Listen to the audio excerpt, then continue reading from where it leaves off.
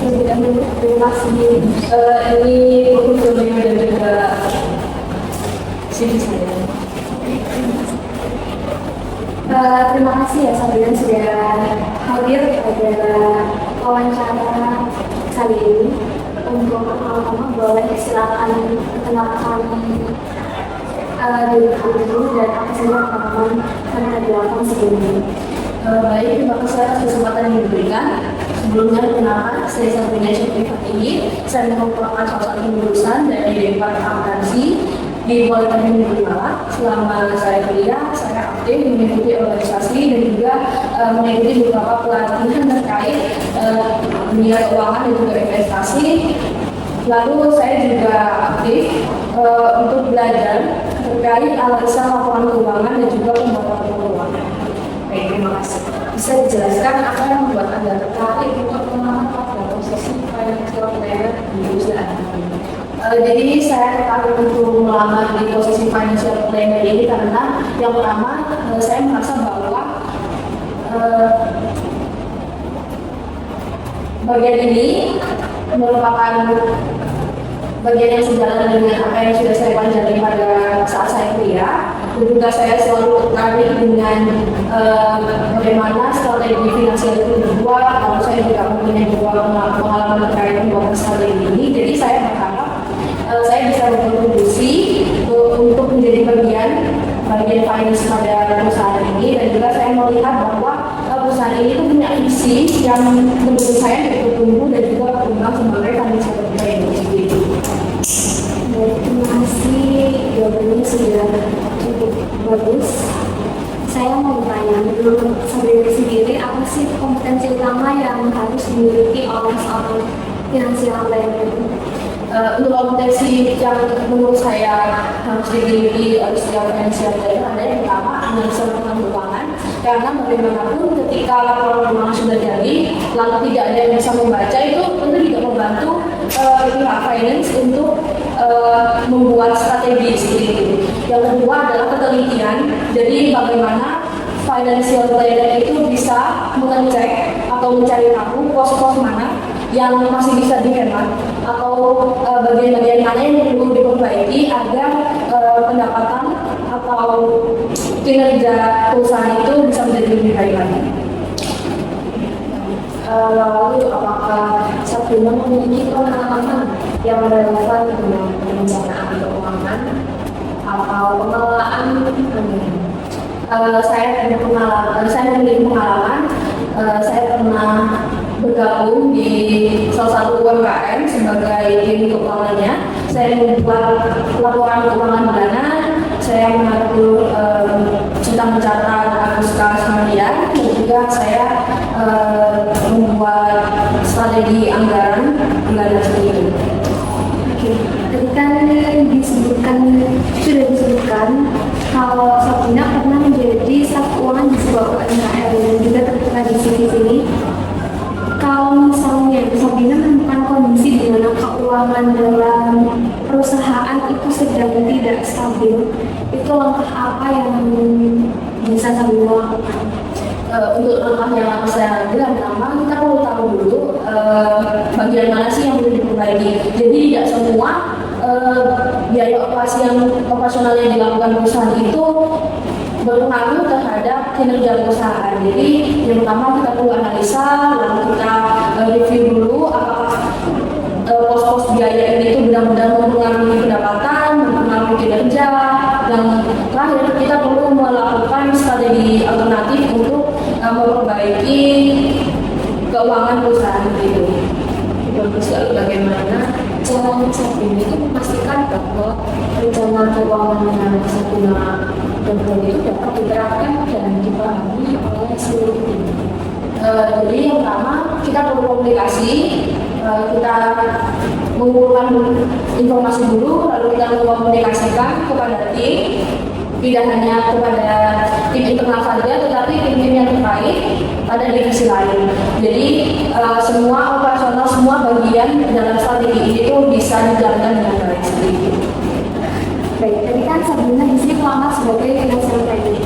menurut Sabrina sendiri bagaimana sih kinerja Sabrina dalam bekerja sama dengan tim lintas divisi, misalnya divisi accounting, divisi manajemen pemasaran dan lain-lain. Kebetulan saya memiliki komunikasi yang bagus karena pada malam sebelumnya saya juga terhubung dengan beberapa divisi, baik divisi penjualan dan juga divisi produksi. Jadi bagaimana strategi ini bisa dijalankan, tentu kita perlu punya kemampuan komunikasi yang baik. Mungkin kalau sebisa kita berhubungan dengan divisi pemasaran, itu divisi pemasaran kurang bisa membaca laporan atau strategi yang kita buat sebagai divisi finance, tapi ketika kita bisa menyampaikan itu dengan baik, dengan bahasa yang lebih sederhana, informasi yang kita punya ini bisa tersampaikan dengan baik sendiri. Oke, pertanyaan terakhir nih, jadi apa harapan dari Sabrina jika Sabrina bisa terima di perusahaan ini? Saya berharap saya bisa berkontribusi untuk menyusun strategi yang sangat efektif untuk perusahaan, serta saya juga bisa berkembang dan juga terus bertumbuh ketika saya bekerja di perusahaan ini. Terima kasih atas jawaban-jawabannya, dan untuk pengumuman selanjutnya akan kami informasikan lebih lanjut waktunya. Baik, terima kasih atas kesempatan yang diberikan. Saya sangat menghargai. Terima kasih. Selamat pagi Bu. Selamat pagi. Kita dulu. Terima kasih sudah hadir pada sesi wawancara hari ini. Nama saya Sabrina, selaku divisi Human Resource, dan saya Julia, seperti sering kenal itu perusahaan. Selamat pagi Bu Sabrina dan Mbak Sandia. Terima kasih atas kesempatan yang diberikan kepada saya. Saya siap mengikuti proses wawancara ini. Dan ini adalah CV dan juga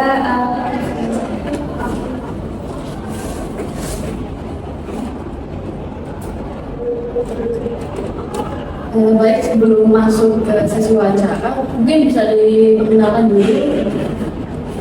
Baik, saya Nur Hanifah Hidayati. Bisa dibilangi saya lulusan D4 Akuntansi Manajemen dari Politeknik Malang. Sebelumnya saya pernah magang, dan di proses magang itu saya juga beberapa kali pernah membantu proses audit internal dari perusahaan tempat saya bekerja. Saya juga sering menulis minat dan aktif dalam kegiatan organisasi kampus. Oke, cukup banyak ya pengalamannya. Kalau untuk kelebihan utama dari Mbak Hani sendiri, saya apa ya yang mungkin merasa cocok untuk masuk di posisi audit? Saya sendiri lumayan perfeksionis dan juga saya teliti dalam mengerjakan suatu hal, jadi bisa dibilang saya sendiri cocok untuk di bidang ini karena saya memiliki ketelitian yang tinggi dan juga saya perfeksionis saat mengerjakan suatu hal. Oke, kalau gitu bagaimana dengan kekurangan dari diri?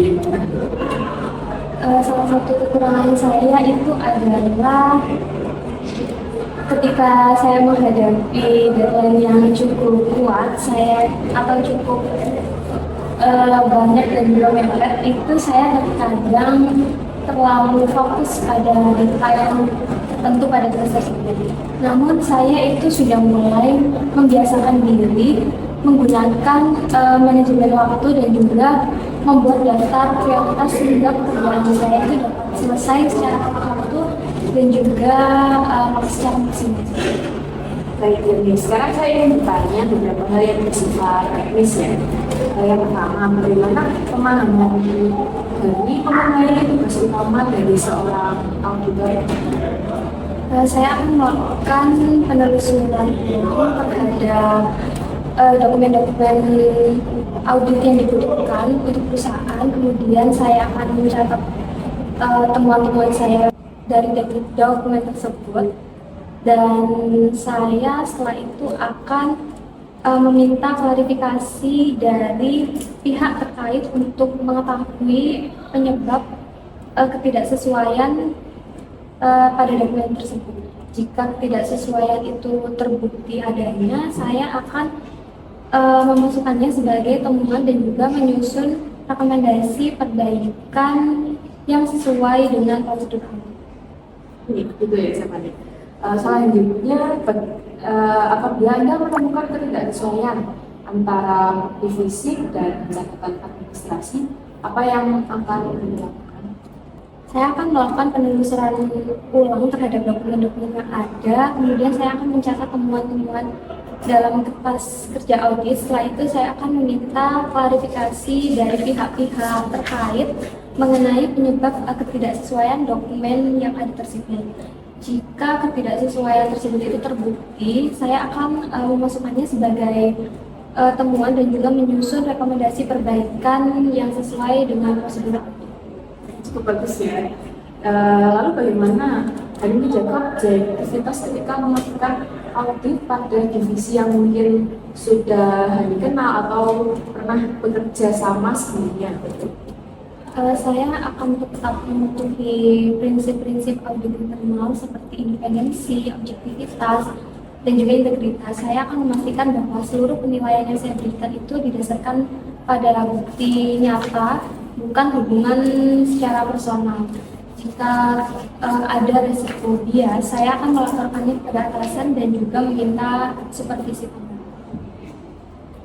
Jadi dari penjelasan yang disampaikan tadi, kira-kira bagaimana sih Mbak Hani ini menghadapi situasi ketika departemen yang sedang diaudit itu menunjukkan sikap defensif atau merasa kurang nyaman dengan kegiatan audit yang Mbak Hani lakukan? Tentu saja saya akan menjelaskan bahwa proses ini tuh memang harus dilakukan dalam perusahaan dan bertanya apa yang membuat kita begini sebenarnya. Karena kan kalau misalnya pihak terkait itu jujur dan tidak melakukan pemalsuan apapun, seharusnya dia bisa menaati prosedur perusahaan dan audit internal perusahaan yang ada. Jadi meskipun dia tidak nyaman, saya akan tetap menjalankan tugas saya sebagai auditor internal dengan baik dan tanpa bias dengan pihak manapun. Lalu bagaimana Hani mengelola pekerjaan audit yang membutuhkan ketelitian tinggi, tapi memiliki waktu pengerjaan yang Tentunya saya akan membuat rencana audit yang jelas, lalu saya akan menemukan prioritas pada bagian yang memiliki resiko yang lebih tinggi. Lalu saya akan menyelesaikan pekerjaan tersebut itu secara bertahap sesuai jadwal yang saya miliki, dan juga saya akan melakukan review cepat untuk memastikan tidak ada tahapan yang terlewat sebelum masuk ke pengecekan datanya. Baik, terima kasih Hani atas jawaban-jawaban yang sudah diberikan. Untuk saat ini pertanyaan kami sudah cukup. Apakah ada pertanyaan untuk Mbak Hani dari Mbak Hani untuk kami? Sebenarnya saya ada satu pertanyaan. Jika misalnya saya diterima sebagai internal audit staff di perusahaan ini, apakah perusahaan ini menyediakan program pelatihan mengenai sistem prosedur audit internalnya? tentu saja kami selalu menyediakan pelatihan dan pendampingan selama masa awal bekerja agar karyawan baru itu memahami alur audit, sistem pengendalian internal, dan standar prosedur dari perusahaan tersebut.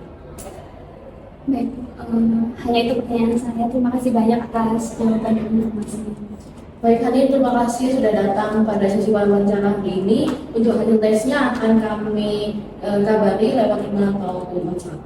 Baik, dulu terima kasih banyak atas waktu dan kesempatan yang diberikan kepada saya. Saya sangat menghargainya. Terima kasih. Selamat pagi, Bu. Selamat pagi. Boleh, silakan duduk terlebih dahulu. Terima kasih. Berikut ini adalah CV dan portfolio saya. Bisa dilihat dulu. Baik, terima kasih. Selamat pagi kalian. Perkenalkan terlebih dahulu, saya Hani dari divisi Human Resource dari belakang saya. Pertama saya Sabrina, selaku supervisor awalnya di perusahaan ini. Jadi hari ini saya dan juga Bu Hani akan melakukan wawancara dengan Mbak Azalia. Mungkin Mbak Azalia bisa diminta untuk memperkenalkan diri terlebih dahulu. Perkenalkan, nama saya dari Mahadin Informasi. Saya lulusan dari Akuntansi Manajemen di Politeknik Negeri Magelang. Waktu kuliah saya mengikuti organisasi internal dan juga saya mengikuti seminar yang berhubungan di bidang akuntansi. Saya juga mengikuti magang selama 6 bulan di perusahaan produksi makanan. Di situ saya membantu cara transaksi dari pembuatan laporan keuangan serta pengasihan bukunya akuntansi. Baik, kalau menurut Azalia sendiri, apa sih kelebihan utama yang kamu miliki sehingga kamu merasa cocok dengan posisi ini dan di perusahaan ini? Jadi kelebihan saya adalah ketelitian dari kemampuan saya bekerja dengan anak. Saya juga sering untuk melakukan pengecekan ulang pada data. Jadi saya memastikan bahwa tidak ada yang berlebihan. Baik, kelebihannya udah disampaikan, lalu bagaimana dengan kekurangan yang Mbak Azalia miliki? Baik, untuk kekurangan saya yaitu terlalu fokus pada detail sehingga kadang saya lupa waktu. Namun saya bisa namun saya dapat mengatasi kekurangan saya tersebut dengan membuat daftar prioritas kerjaan. Jadi agar waktu itu bisa terkelola dengan baik. Baik, tadi pertanyaan-pertanyaan sudah disampaikan oleh Bu Hani. Saya akan mulai bertanya terkait hal yang lebih spesifik. Jadi pertama untuk laporan keuangan, kira-kira laporan keuangan apa saja yang sudah dikuasai oleh Mbak Azalia? Oke, saya memahami dasar penyusunan laporan rugi, neraca, pengeluaran arus kas, pertanian. Saya saat magang, saya banyak membantu dalam laporan rugi bulanan dan melakukan pengecekan terhadap transaksi apakah sudah tercatat dengan Baik, jika ada selisih antara laporan dan juga kondisi di lapangannya, bagaimana sih langkah apa yang akan dilakukan oleh Mbak Azalia untuk mengatasi hal itu? Langkah pertama yang saya lakukan adalah melakukan penelusuran kembali terhadap transaksi yang sudah dicatat. Jadi apakah transaksi itu terlewat apa ada pencatatan ganda seperti itu. Selanjutnya saya mencocokkan dokumen yang mendukungnya seperti nota, penjurnalnya, serta bukti pembayarannya. Namun jika masih belum dalam saat bersikap dengan selisih, saya akan melakukan rekonsiliasi dan melapor pada atasan untuk memastikan langkah selanjutnya bagaimana yang sesuai dengan prosedur perusahaan. Lalu bagaimana Azalia sendiri dalam menghadapi pekerjaan yang sifatnya itu berulang dan juga membutuhkan ketelitian yang tinggi? Menurut saya, pekerjaan yang berulang itu penting karena berkaitan dengan ketepatan data. Untuk menjaga fokus, biasanya saya membuat alur kerja yang sistematis dan melakukan pengecekan di akhir agar hasilnya tetap akurat. Jika merasa lelah, saya istirahat sebentar lalu melanjutkan pekerjaan kembali agar tetap berkembang. Lalu bagaimana jika perusahaan itu memberi tenggat waktu yang cukup ketat? Saya akan memprioritaskan pekerjaan berdasarkan tingkat urgensinya dan memastikan semua dokumen yang dibutuhkan telah lengkap sejak awal. Saya juga menjaga komunikasi dengan atasan apabila ada kendala atau pekerjaan tetap sesuai dengan rekomendasi. Baik, saya rasa pertanyaan dari kami berdua sudah cukup. Apakah Azalia sendiri memiliki pertanyaan? Baik, ada satu pertanyaan ini. Namun jika saya diterima sebagai staf akuntan, apakah perusahaan menyediakan pelatihan terkait sistem akuntansi ini? Tentu kami menyediakan pelatihan untuk karyawan baru, jadi karyawan baru bisa mengetahui bagaimana alur kerja di perusahaan kami dan untuk masa berlakunya itu selama 7 bulan. Terima kasih atas informasinya. Baik, Azalia, terima kasih sudah mengikuti proses interview di perusahaan kami, dan untuk informasi selanjutnya dan akan kami infokan melalui email. Baik, Ibu, terima kasih.